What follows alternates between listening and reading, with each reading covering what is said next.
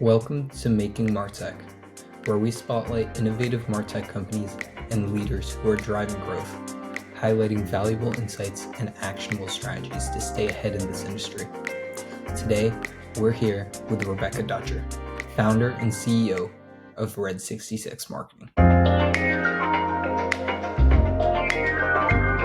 Can you tell us a bit about what your background is? What inspired you to launch RED66? What was the moment that you realized that this was more than just an idea and an actual business that you were ready to build? The 15 years prior to starting RED66, I worked at 3 different agencies. I learned a lot from web development, SEO, PR communications, to branding and just overall visual communication. But what I saw was I had several clients that continued to move with me through those agencies, and they were loyal to me and the brand Rebecca, and how we continued to learn and evolve and work with them from a marketing perspective. And then I had a mentor of mine who was the CEO of a women's entrepreneurial organization that nudged me to hang out my own shingle. Said, "You already have clients that will follow you, will help you." So in the fall of 2016, I did that. So it sounds like you had some really strong relationships. Yes. Our mantra is clients for life, but the relationships are what matter the most. And it seems like you've brought that a lot into your agency as well, right? Because things you mentioned to me was that you're really proud of the culture there at your agency. So can you tell us a bit more about that? Absolutely. Building a culture and a team. I played sports a lot growing up. And I always remember there was one coach who said there's a reason why, quarterbacks will buy their linemen gold watches. And it's because the linemen protect them as the quarterback. So as the leader, my team, they're the front lines. They are who are doing the work. They're getting to know the clients so well. They're building who we are as a company, and supporting their personal and professional growth and goals is how we make that happen. Every employee has a personal roadmap that we review every quarter. So we look at what's their unique genius. What do they love to do from a work standpoint so that they get to do more of it? We also look at their personal goals, and some, younger employees who are a few years out of college are, looking to build their savings or buy a house and pay off student loans. Professionally, they want to get to the next level. They want a title change, certainly salary increase, but they might want to learn and know more about this one area that we offer. And we support that. So we've brought in financial experts to do budget training, share budgeting tips and things like that with the team. But we look for ways that they can get to those goals. So we're supportive of them as much as they are for us.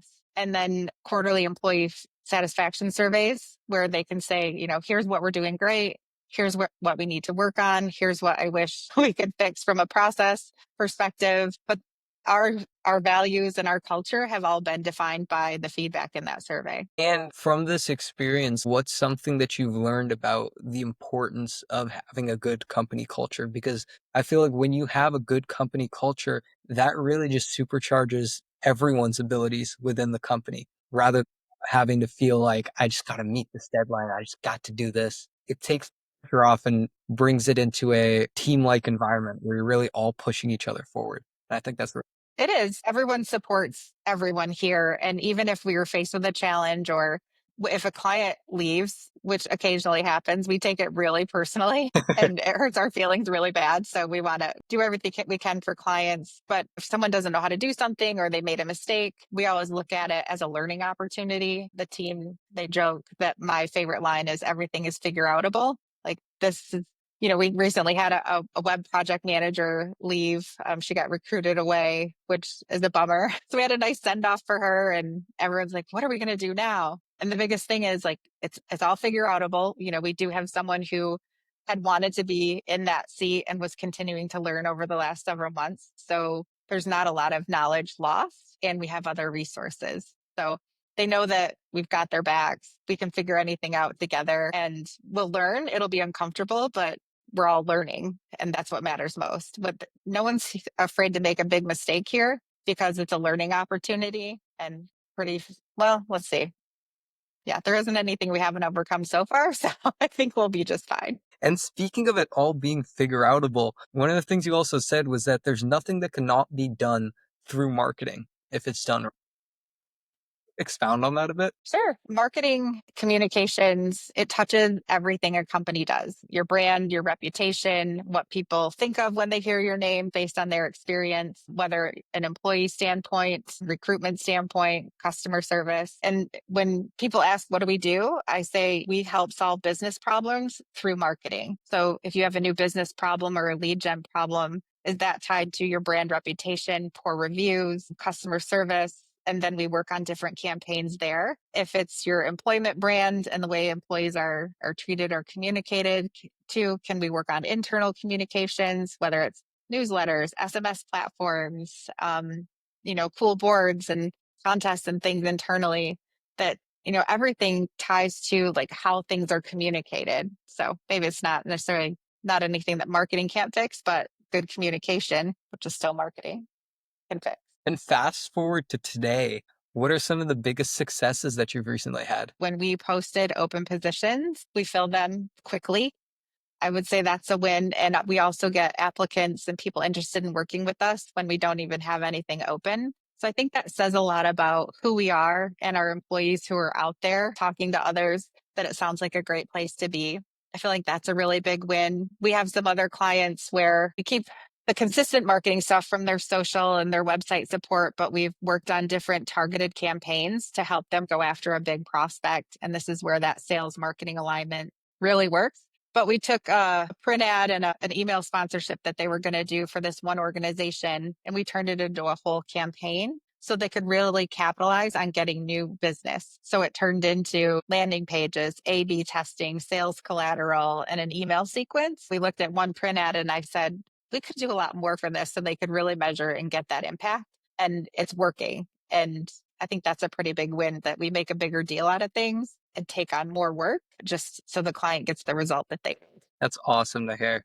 And one of the things you mentioned was the sales marketing relationship. So can you tell us a bit more about that? Sure. We're in the B2B space, which can be very traditional sales driven. They have little to no marketing in house, or they think of marketing as their website or their logo or social media. But they don't think that people and consumers or customers, prospects, they're out there researching options when they have a pain. If they are looking for a new service provider, they are out there making their short list based on what they find online. And that's marketing, right? That's really important.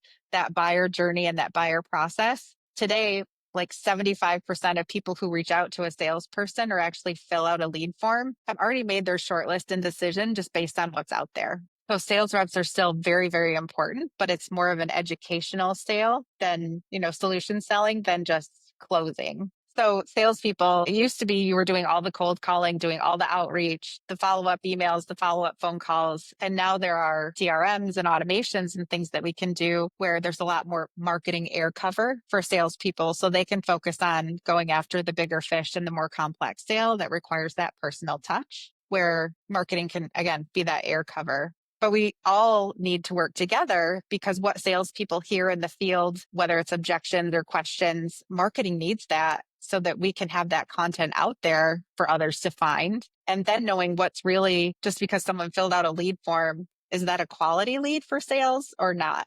What do we need to do to adjust a form or the inputs that the salesperson gets to make it a better lead for a higher quality sale and or faster close? So they got to work together. They're not so siloed anymore. So given that, what do you think is the way to approach this now?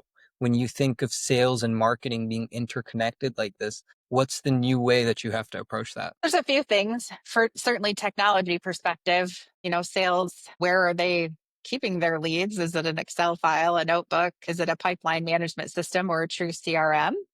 And what that touches. But some of our clients, we'll talk to the executive C-level person about marketing, but we also will call and talk to sales reps just because we want to talk to them. Their content is gold from a marketing perspective. And it's really opening those lines of communication, that marketing isn't just a C-suite function of the business, like finance, operations, and marketing and sales, right? Marketing and sales need to work together and collaborate. So we've had a lot more conversations with sales reps. We have some clients who are, like a boat dealership we'll actually just walk into the showroom and start talking to the sales reps to get information from a consumer perspective. And that's how you get into the nitty gritty where it really matters, not just the surface level, buyer persona stuff. I think that's a really important thing to remember. And I like that you guys are doing that because it's like you said, like that information must be gold, right? Absolutely. And moving a bit away from the success side of this, on the other side of success, there's always some challenges that come paired with that success. What I'm wondering is, what are some of the biggest challenges that you guys have had recently? Good question. Everyone loves talking about challenges. One I can see is we have a client where, launching a new website and left stuff on autopilot for a long time. And he's comparing like the marketing stuff we're doing to an inside salesperson that he had at one time who all they did were outbound cold calls. And of course, they got more leads because they were outbound calling people versus marketing. He's not looking necessarily at those that came in were they were closer to closing, they were easy. And of course, sales isn't going to say, yeah, we got that lead from the website. So I would say one of the biggest challenges is really communicating everything that we do for clients and the outcomes. Because if it's not an e-commerce, it's hard to measure the ROI of your marketing spend, right? When it's a lead and it's a, 3, 6, even sometimes a 12-month sales process, they forget where that lead came from. So we have a few clients where the challenge seriously is just demonstrating the true impact and outcomes that we've had from building their brand, their solid website presence, and things like that when it's a long sales cycle. And I think especially with all the technology out there right now, attribution and marketing is just becoming so messy, right? You don't know where anything's coming from. And sorting that out is an absolute mess. So how are you approaching that right now? There's some things when they have the right tech stack that's important because if it came in from a website, um, we have other plugins and things where we have UTM tracking on links. So if they came from a Google Business visit, or if they came from a paid ad, or if they came from something else, we kind of know where that visitor came from. So there's some attribution. You always ask, how did you hear about it? But showing some of the inputs, the things and activities that we are doing, if we can see organic traffic increasing, we can see paid ads have a higher click through conversion rate. It's anecdotal, but it's not a total guess. And how you're showing attribution. And it's like sales are up and these things are working because we've been tracking that. But that'd be the biggest challenge. And along with this trend where attribution is becoming more difficult, another big trend that's been impossible to ignore lately is AI, right? AI is the big buzzword. Everybody loves talking about it and everyone has an opinion on it. So, what are your thoughts on the AI shift and how do you see it shaping the work that you're doing? I think AI is an incredible tool and it has a lot of applications we haven't even thought of yet. I was just talking with our team about our own marketing, and we're working on developing a content engine with a developer with some AI agents that can take a lot of our content connected with keyword research, our buyer persona, and output better content so that we can work more on the strategy and fine tuning content versus writing it all. So I think that's the most common, right? Content creation, but using our brains is huge. I saw another connection I have on LinkedIn posting about AI in HubSpot now. And it's been around a long time when you think about there's been algorithms and automation and robotics and all these things that have made us more efficient, fine-tuned personalization and things like that. It will change the way we work for sure. I was just at a couple different events the last few weeks where there's all the AI conversations, AI and marketing, but how do you use it for data analysis? How do you use it for automating those repetitive tasks, not just from a marketing perspective, but sales too, right? Can they send follow-up sales sequences or after the sale? You think about email marketing. I mean, that's an automation. Now AI can help enhance it and personalize it further. There's going to be a lot of change, but there's going to be a lot of people that need to really harness their own brain power and strategic thinking to harness the power of AI. And I couldn't have put it better myself, right? Because it's all about separating that low leverage stuff from the high leverage stuff. And the high stuff is really what's going to move the needle for you. Just based off what you've been telling me, it looks like you guys are getting into AI. So for the people that are still just jumping in, the advice that you'd give them about, what are some challenges that you've had when you're adapting to AI, and then how have you went and addressed those challenges? There's so many different AI tools. and we have 12 people on our team. So everyone has different tools they like, and people will use tools differently. So we actually made an AI team. So we have a couple people that are testing the different tools and how it works for our agency and building different ideas. There were four of us that went to the AI conversation with a panel with our chamber, and we all had different takeaways that we collaborated in how we're using it. I went to another tech trends event last week and looked at how others are using AI.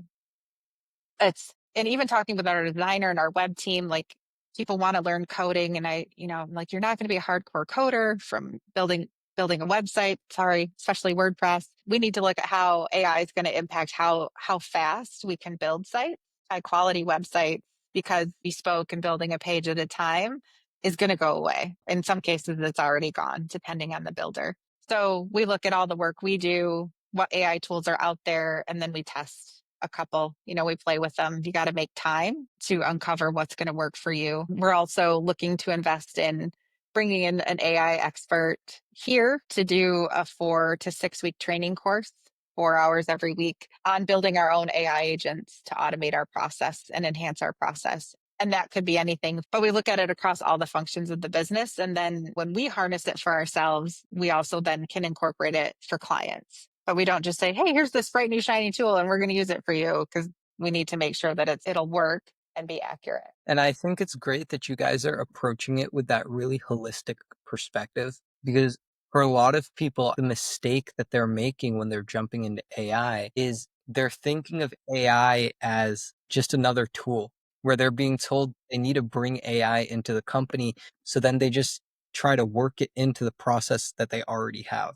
But what they're not realizing is that the use case for AI is so impactful and so powerful that you need to figure out how you can actually rework your processes around AI, not just add it in as a little checkbox.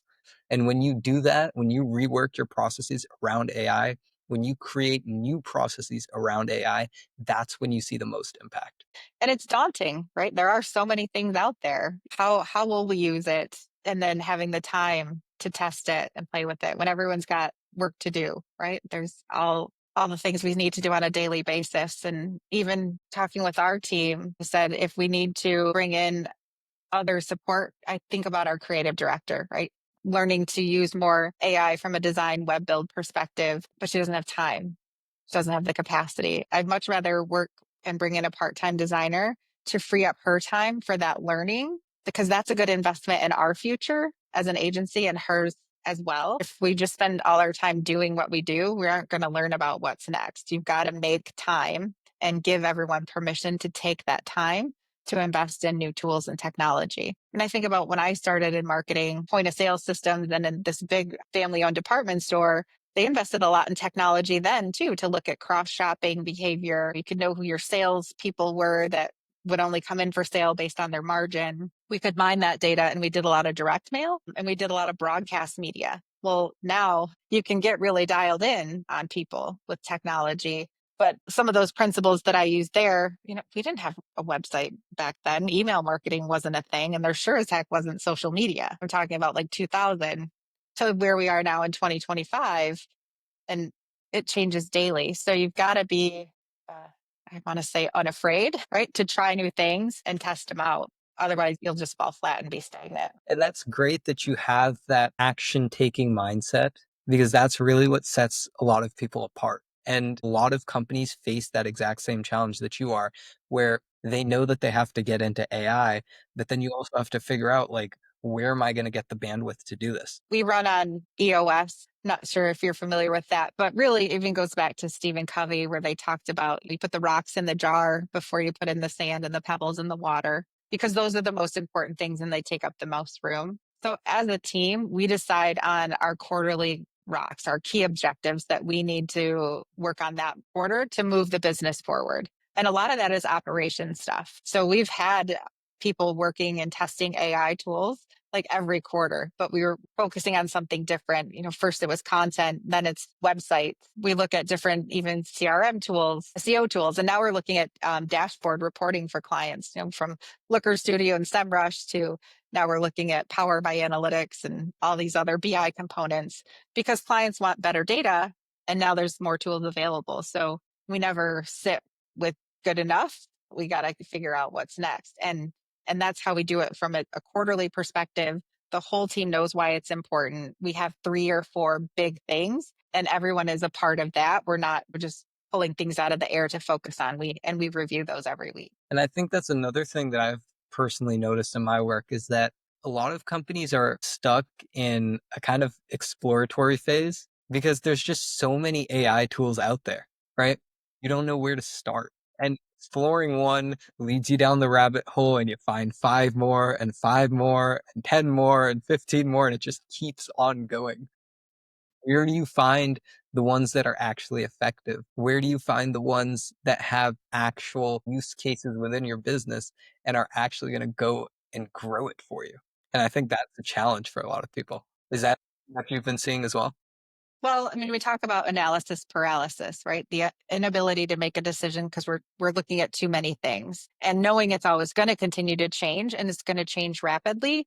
So looking at, best practices, how it works for your business, and then working in it for 3 to 6 months because you're always going to be able to improve, continuous improvement. There will be new things, but if you continue to just test and you're never actually getting any traction, you're not necessarily going to learn how it can impact your business. And that's where sometimes we just make a decision. This is what we're doing for, the next 3 months and let's see what happens. And we might keep a list or a parking lot of other ideas and tools as they come about. But we don't want to chase bright, shiny objects from a tech perspective because, it impacts 20 to 30 clients too, as well as how we operate day to day. And that's a great perspective to have, right? It seems like you recognize the value that bringing somebody in externally can bring to your business. A lot of businesses technically have the ability to go and do this all themselves. But it can take them way too much time. It can take them resources that they don't have to waste. From us and bringing in outside consultants, one, it makes sure we make the time, right? Everyone's paying attention when they're in that meeting for 4 hours learning from this person where that's all they do. Do you think about the fit from a fitness perspective? Yeah, I have all the weights and things in my workout room at home and I can do it, but I don't. I'm going to go to the class where I've got a coach that walks me through it because I'm dedicated that hour. That's what I'm doing. We invested a lot of time and money last year in training the team and leveling up because they're smart people and we know we need to continue to learn and grow. So we took 2 hours every week for 8 weeks where we brought in like an outside person to teach about paid ads, a person to talk about conflict resolution or difficult conversations with clients, leadership things, project management. Sometimes we forget all the things we do know until it comes back around and you're like, oh yeah, I remember we did that. So it's making time. You just got to do it. And I was talking with a client where they had hired an outside developer to do their app and someone we knew, but the client was trying to manage it with the app developer. And I said, we probably should have been in the middle because you're busy doing things and you'll say, oh, yeah, it looks good. But no one's really taking the time to go through that app. And then when they deployed it, it wasn't right. Well, that's because they're too busy doing and not taking time to focus on that project. And I think that I learned a lot from that for sure to make sure we stay in the middle and ask the right questions. Because if you don't have someone that's there advocating and dedicating that time and attention to whatever it is, tool training, you're only going to go as far as you can go. And that's not where we want to be.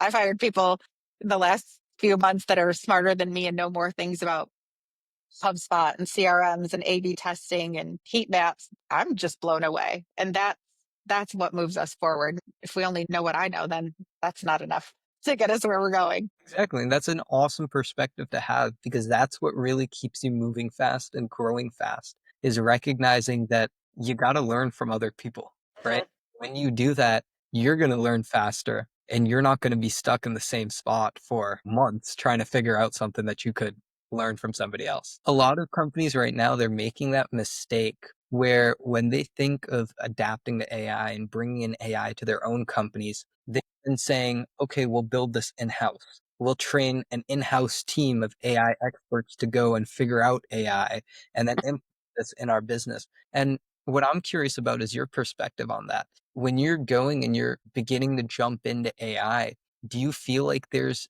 really that need to go and try to focus everything in house? or you should go reach out externally, learn from people, and then go and focus on in-house development for the things that are unique to you.